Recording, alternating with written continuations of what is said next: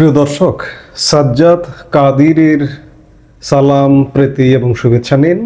এই মুহূর্তে আপনাদের সামনে কথা বলতে এসেছি জুলাই সনদে রাষ্ট্রপতির স্বাক্ষর, কে জিতলো কে হারলো, এই প্রসঙ্গটি নিয়ে আপনাদের সামনে এই মুহূর্তে কথা বলতে চাই।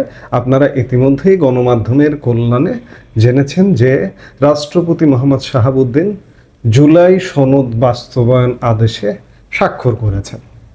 এতে সোশ্যাল মিডিয়ায় বেশ প্রতিক্রিয়া দেখলাম। বিশেষ করে আওয়ামীপন্থী মানুষজনও বলছেন যে রাষ্ট্রপতি বেইমানি করলেন, কেন করলেন, ওনার কাছে একটা কিছু গেলেই উনি স্বাক্ষর করার জন্য রেডি থাকেন, এমন নানা কথাবার্তা শুনলাম। কিন্তু ভাই, রাষ্ট্রপতি জুলাই সনদ আদেশে স্বাক্ষর করে আপাতত অনেক কিছু বাঁচিয়ে দিলেন। এটা কি একবার চিন্তা করেছেন? আপনাদের কি মনে আছে যে জুলাই সনদ নিয়ে রাষ্ট্রপতির স্বাক্ষর করা নিয়ে এই যে জুলাই আন্দোলনের যারা সিপাহসালার, প্রধান সিপাহসালার নাহিদ ইসলাম কিংবা হাসনাত আবদুল্লাহ, তাদের হুম্বিতম্বির কথা কি ভুলে গেছেন আপনারা? তারা দীর্ঘদিন ধরে দাবি করে এসেছিল যে জুলাই সনদে রাষ্ট্রপতির স্বাক্ষর চলবে না, তারা রাষ্ট্রপতির স্বাক্ষরে জুলাই সনদ মেনে নেবেন না। আপনাদের মনে আছে নিশ্চয়ই যে গত 22শে অক্টোবর জাতীয় নাগরিক পার্টির আহ্বায়ক নাহিদ ইসলাম বলেছিলেন যে জুলাই সনদ বাস্তবায়ন কিভাবে হবে সে সম্পর্কে নিশ্চয়তা পাওয়ার পর এনসিপি সনদে স্বাক্ষর করবে। এক্ষেত্রে জুলাই সনদ নিয়ে আমরা একটি সাংবিধানিক আদেশের কথা বলেছি, যে আদেশ ডক্টর মোহাম্মদ ইউনূস সরকার প্রধান হিসেবে জারি করবেন। এটি জারি করার অধিকার প্রেসিডেন্টের নেই। আবার গত 2 নভেম্বর ভোলায় এক বক্তব্যে হাসনাত আবদুল্লাহকে বলেছিলেন, এবং এই আদেশ অবশ্যই ডক্টর মোহাম্মদ ইউনূস এই আদেশকে জারি করতে হবে। আমরা দেখছি একটা পক্ষ তারা চায় চুপ্প হচ্ছে এই জুলাই সনদের সিগনেচার করবেন, আদেশ দিবেন।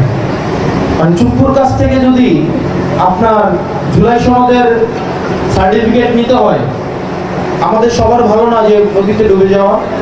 যে রাষ্ট্রপতির কাছে জুলাই সনদ স্বাক্ষর আত্মহত্যার সামিল কিংবা নদীতে ঝাঁপ দেওয়ার সমান, এমনটা যখন বলছেন, তখন মহামান্য রাষ্ট্রপতি আজকে জুলাই সনদের আদেশে স্বাক্ষর করেছেন এবং আজকে একই সাথে উপদেষ্টা পরিষদে এই আদেশটা অনুমোদন হয়েছে।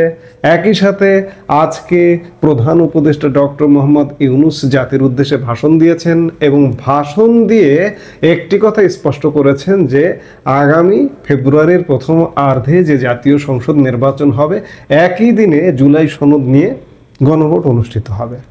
আপনারা হয়তো অনেক কিছু চিন্তা করছেন না যে গত 16 মাস যাবৎ বাংলাদেশের সংবিধানকে ভ্যানিশ করে দিতে চাইছে একটি গোষ্ঠী। গত 16 মাস যাবৎ রাষ্ট্রপতিকে অপসারণ করে দিতে চাইছে, সেনাপ্রধানকে অপসারণ করে দিতে চাইছে, সংবিধান বাদ দিয়ে দিতে চাইছে। এই সব কিছু থেকে আজকে অন্ততপক্ষে একটা আপাতত ফুল স্টপ পড়ে গেল। সংবিধান বাতিল করা গেল না, রাষ্ট্রপতি অপসারণ করা গেল না, সেনাপ্রধান অপসারণ করা গেল না। তবে এরপরে কি হবে নাটকের কিন্তু এখনো পর্যন্ত শেষ হয়নি। নাটক প্রতিনিয়ত মঞ্চায়ন হতে যাচ্ছে, হতে চলেছে। আমাদের দেখতে হবে যে নাটকগুলো আসলে কিভাবে হয়। আজকে যদি রাষ্ট্রপতি এই জুলাই আদেশে স্বাক্ষর না করতেন, প্রধান উপদেষ্টা ডক্টর মোহাম্মদ ইউনূসকে দিয়ে যদি জুলাই সনদ স্বাক্ষর করাতেন, এনসিপি বা সমন্বয়কদের এবং তাদের উস্কানিদাতাদের যে খায়েশ, জুলাই সনদ স্বাক্ষর করলেন এবং সনদের আলোকে আগামী নির্বাচন হলো এবং সনদের আলোকে এই সরকারের একটা বিপ্লবী সরকার গঠিত হলো, তাহলে সংবিধান নেই হয়ে যেত, রাষ্ট্রপতি নেই হয়ে যেত, সেনাপ্রধান অর্থাৎ সাংবিধানিক যে প্রতিষ্ঠানগুলো এগুলো সব নেই হয়ে যেত। নেই হয়ে যে নতুন করে একটা কাঠামো গড়ে উঠত। সেই জায়গা থেকে আমরা বলতে চাই যে বাংলাদেশ মনে হয় এ যাত্রায় আপাতত বেঁচে গেল। তবে বলে রাখছি যে নাটকের মঞ্চায়ন কিন্তু শেষ হয়নি, এরপরে আরও নানান ঘটনা ঘটবে। কারণ আপনারা জানেন যে জুলাই সনদ নিয়ে যে গণভোট, এই গণভোটের দাবি এনসিপি, জামাত, তাদের দাবি ছিল যে জাতীয় সংসদ নির্বাচনের আগেই এটির গণভোট হতে হবে এবং এটির একটি আইনি ভিত্তি দিতে হবে। কিন্তু সেগুলোর মধ্যে আপাতত তো ফুল স্টপ পড়ে গেল। এটি নিয়ে হয়তো আন্দোলন জারি থাকবে, তো আরো জল ঘোলা হবে, আন্দোলন হবে, জামাত হয়তো মাঠে নেমে পানি ঘোলা করতে পারে, এনসিপি পানি ঘোলা করতে পারে, রাষ্ট্রপতির অপসারণ দাবি করতে পারে, ইত্যাদি নানান ঘটনা ঘটাতে পারে। সেগুলোর জন্য আমাদের প্রস্তুত থাকতে হবে। কিন্তু সত্যিকার অর্থে সরকারের মধ্যে এই কয়েকদিনের মধ্যে বেশ নানা রকম টানাপোড়েন ইতিমধ্যে ঘটে গেছে। আপনারা জানেন, ক্যান্টনমেন্টের খবর আমরাও দেবার চেষ্টা করেছি যে সেনাবাহিনী শীর্ষ জেনারেলরা বাংলাদেশে কোনো একতরফা নির্বাচনের পক্ষে নয়।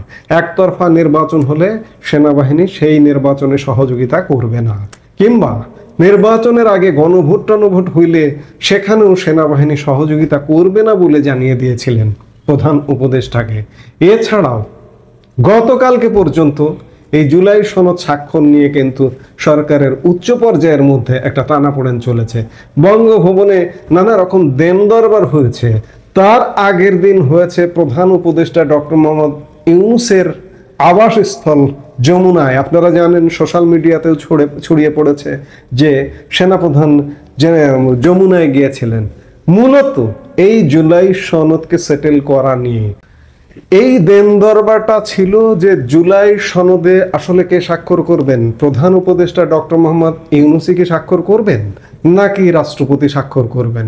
সেনাবাহিনী এবং রাষ্ট্রপতি গত 16 মাস যাবৎ সংবিধানটাকে এখনো পর্যন্ত টিকিয়ে রেখেছেন, রাষ্ট্রপতি নিজেকে এখনো পর্যন্ত বাঁচিয়ে রেখেছেন, সেনাপ্রধান নিজেকে এখনো সুরক্ষায় রেখেছেন এবং একে অপরের সুরক্ষায় এখনো পর্যন্ত কাজ করছেন। এই সেটেলটা যদি না হতো, ডক্টর মোহাম্মদ ইউনূস যদি স্বাক্ষর করত জুলাই সনদ আদেশে, তার আদেশে আদেশ জারি হতো, তাহলে নানা রকম জটিলতা তৈরি হতো। ওই যে বললাম, সংবিধান, রাষ্ট্রপতি, সেনাপ্রধান, একটা ভিন্ন সরকার গঠিত হতো। নতুন করে এরাই সংবিধান লিখবার একটা প্রয়াস, সনদ ইতিমধ্যে সংস্কারের সনদ ইত্যাদি এগুলো ইতিমধ্যে করেছে এবং আরো ব্যাপক আরো সুযোগ পেয়ে যেত, চান্স পেয়ে যেত।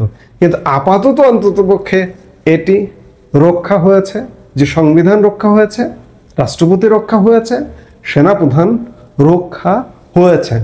এবং সেনাবাহিনী, আপনারা খেয়াল করে দেখবেন যে ইদানিংকালে এই নভেম্বর মাসের শুরু থেকে সেনাবাহিনী কিন্তু এই সরকারের সাথে আসলে খুব অ্যাক্টিভ, জোরালোভাবে কাজ করছে না। আপনারা কোনো তথ্যপাত্রের দরকার নেই, একটু চারপাশে খেয়াল করলেই দেখবেন। আপনারা জানেন যে এই মাসের শুরুতে গত 4 নভেম্বর সিদ্ধান্ত হয়েছিল যে আইন শৃঙ্খলা রক্ষা কোর কমিটির সিদ্ধান্তে যে সেনাবাহিনী অর্ধেক উঠে যাচ্ছে এবং 5 তারিখ থেকে এটা উঠে গেছে। তারপরে একদিন অবশ্য স্বরাষ্ট্র উপদেষ্টা জাহাঙ্গীর আলম চৌধুরী একটা মিথ্যাচার করেছেন যে সেনাবাহিনী উঠছে না, থাকছে, কিন্তু আদতে সেনাবাহিনী উঠে গেছে, অর্ধেক উঠে গেছে, অর্ধেক আছে। কিন্তু অর্ধেক যেটি আছে সেটি সরকারের সাথে খুব সহায়ক ভূমিকা পালন করছে না। আর অন্যদিকে শীর্ষ জেনারেলরা এটিতে একমত যে আগামী ফেব্রুয়ারিতে নির্বাচন হতে হবে। নির্বাচন সেটি অবশ্যই ইনক্লুসিভ নির্বাচন, সব দলের, ইনক্লুসিভ বলতে আওয়ামী লীগ সহ, সেই নির্বাচনটা হতে হবে। এরপরে সেনাবাহিনী কোনোভাবেই, সেনাবাহিনী অলরেডি আলটিমেটাম দিয়ে দিয়েছে এবং বঙ্গভবনে গতকাল রাষ্ট্রপতি সেনাপ্রধান বৈঠকেও আলাপ আলোচনাতেও সিদ্ধান্ত হয়েছে যে নির্বাচনটা হয়ে যেতে হবে ফেব্রুয়ারি মাসে এবং জুলাই সনদে মহামান্য রাষ্ট্রপতি স্বাক্ষর করবেন, প্রধান উপদেষ্টা নয়। তাহলে এখন কি দাঁড়ালো? এনসিপির যে দাবি, হাসনাত আব্দুল্লাহ কিংবা নাহিদ ইসলামদের যে দাবি যে রাষ্ট্রপতি চুপ্পুর স্বাক্ষর করা জুলাই সনদ তারা মানবেন না। এখন কি হবে? এখন অন্ততপক্ষে রাষ্ট্রপতি সেনাপ্রধানের পক্ষে পরিস্থিতি আছে, কিন্তু সত্যিকার অর্থে ওই যে আমি খানিক আগেই বললাম যে এরা কি এটাকে নিয়ে আন্দোলন করতে পারে কিনা? হ্যাঁ, এটাও উড়ে দেওয়া যায় না। এরা কি আসলেই আন্দোলন করতে পারবে? এই শক্তি সামর্থ্য কি এদের আছে? কিংবা এরা যদি এই বিষয়ে আন্দোলন করতে নামে, সেনাবাহিনীর শীর্ষ জেনারেলরা যে সিদ্ধান্তে অটুট আছেন সেটি থেকে কি সেনাবাহিনী পিছিয়ে যাবে? এদেরকে কি প্রোটেক্ট করবে না? অবশ্যই এদেরকেও হয়তো ছাড় দেবে না।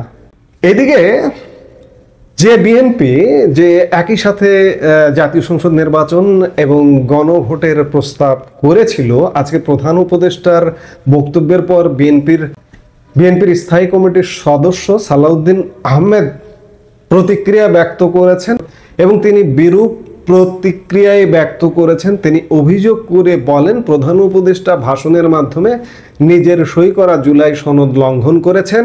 বৃহস্পতিবার বিকেলে এ প্রতিক্রিয়া জানান তিনি। সালাউদ্দিন আহমেদ বলেন, কারণ জাতীয় সনদে তিনি স্বাক্ষর করেছেন এবং এ ভাষণের মাধ্যমে তিনি লঙ্ঘন করেছেন। আপাতত এটুকুই আমার প্রতিক্রিয়া। তবে জুলাই সনদ লঙ্ঘন কিভাবে হয়েছে এই বক্তব্যের কোনো ব্যাখ্যা দেননি বিএনপির এই নেতা। আমি যে সময় পর্যন্ত এই কন্টেন্টটা নির্মাণ করছি তখন পর্যন্ত এরপরে কোনো বক্তব্য দিয়েছে কিনা আমরা পরবর্তীতে হয়তো বলতে পারবো। দলের শীর্ষ নেতাদের সঙ্গে আলাপের পর সন্ধ্যা নাগাদ বিএনপি দলীয় প্রতিক্রিয়া জানাবে বলে জানান সালাউদ্দিন। এবং বিএনপি নেতা সালাউদ্দিন আহমেদ একথাও বলেছেন যে রাষ্ট্রপতি কোনো আদেশে সই করতে পারেন না সংবিধান অনুযায়ী, এবং তিনি অধ্যাদেশ জারি করতে পারেন।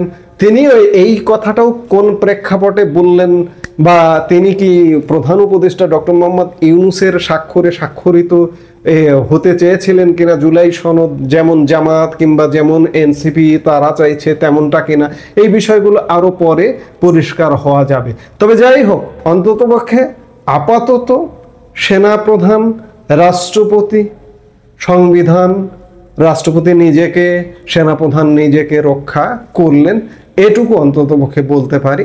এখন নাটকের শেষ হয়নি, নাটক প্রতিনিয়ত চলছে। সামনের দিনগুলোতে আরো কি নাটক হয় সেই নাটকগুলো দেখবার জন্য আমাদের অবশ্যই অপেক্ষা করতে হবে। এই মুহূর্তে এ পর্যন্তই। সবাই ভালো থাকুন, সুস্থ থাকুন। আমাদের ভিডিওগুলো নিয়মিত পেতে সাবস্ক্রাইব করুন Sajjad Kadir and the legends YouTube channel এবং লাইক, কমেন্ট, শেয়ার করে সাথে থাকুন।